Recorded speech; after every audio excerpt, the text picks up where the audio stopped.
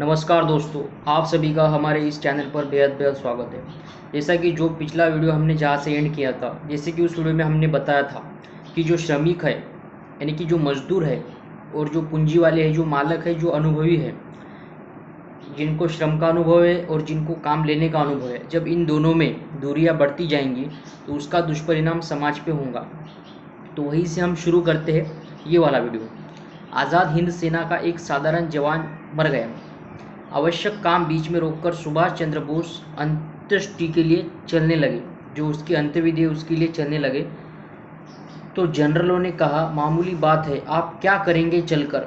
सुभाष बोले, जिस दिन अधिकारी अपना महत्व अधिक समझने लगेंगे उस दिन छोटे न ठीक से अनुशासन में चलेंगे न बड़ों का आदर देंगे। वे अंत्येष्टि में उपस्थित हुए और मृतक को सलामी दी।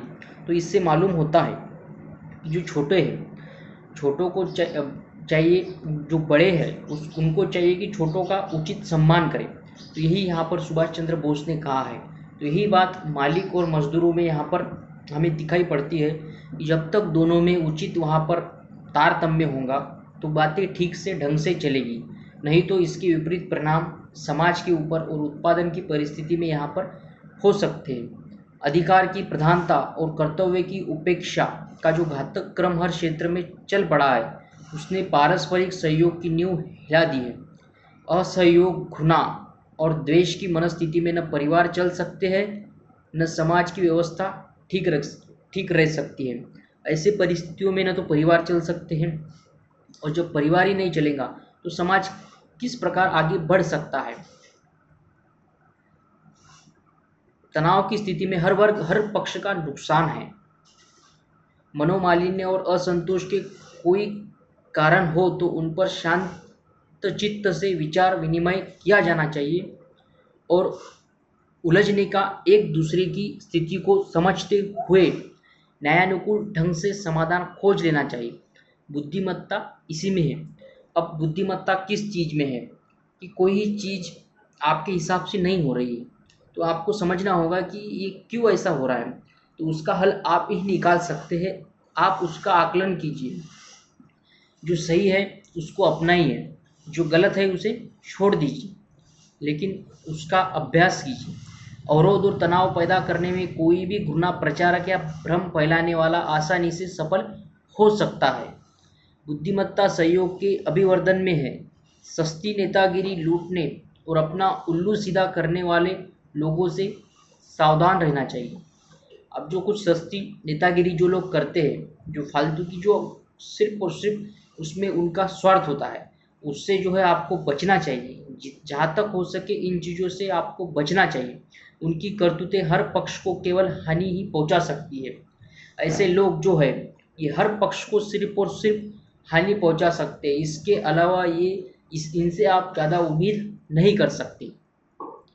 हर पक्ष को कर्तव्य को प्रधान मानकर चलना चाहिए। मनुष्यता और देशभक्ति इसी प्रकार के आचरण पर अवलंबित है। पग पग पर अधिकार को आगे रखने और कर्तव्य को भुला देने से केवल विद्वेष ही बढ़ेगा और एक दूसरे को दुष्ट अनुभव करने लगेंगे। घृणा से घृणा बढ़ेंगी और असहयोग से असहयोग। जब घृणा करेंगे आप तो उससे घृणा बढ़ेंगी, और जब कभी भी आप असहयोग करेंगे तो उससे असहयोग ही बढ़ेगा। श्रमिक और मालिकों के बीच में इसी प्रकार के असंतोष का बढ़ना उस तंत्र को दुर्बल करेगा जिसके वे दोनों अंग है। अब श्रमिक यानी कि और मालक, इन दोनों के कारण जो चीज़ें उत्पादन हो रही है, जो संपदा बढ़ रही है, अगर इन दोनों में असंतोष हो रहा हो, इन दोनों का अंतर बढ़ता जा रहा है, तो उसका जो विपरीत परिणाम है उस उत्पादन की स्थिति पर 101% पड़ेगा जिसके वो दोनों अंग है। यह दुर्बलता अंततः सारे समाज के लिए कष्टकारक और दुखदायी सिद्ध होंगी। इसलिए सहयोग के आधार अधिक से अधिक घनिष्ठ संबंध बनाए जाने चाहिए और मतभेद तुरंत हल न होते हो तो क्रमशः सुधारने के लिए धैर्यपूर्वक प्रयत्न करना चाहिए। भले ही इसमें थोड़ा समय लग जाए, पर सब मिलकर दोनों पक्षों को लाभ ही होगा और उस उत्पादन से लाभ उठाने वालों को भी राहत मिलेगी। इसलिए दूरदर्शिता तनाव पैदा करने में नहीं, एक दूसरे की कठिनाई को समझने और उचित समाधान ढूंढने में ही केंद्रित करनी चाहिए। जो चीज़ें यहाँ पर बताई गई हैं कि जो दूरदर्शिता है, जो लोग आगे का सोचते हैं वो ये सोचते हैं कि किस चीज़ों में उनको असहयोग से असहयोग बढ़ता है और सहयोग से सहयोग बढ़ता है। तो हमने जो यहाँ पर बातें आपको बताई है, तो उम्मीद करते हैं ये बातें आपको अच्छी तरीके से समझ में आ गई होंगी। तो हम मिलेंगे आप इस वीडियो के इस टॉपिक के नेक्स्ट सीरीज में। धन्यवाद।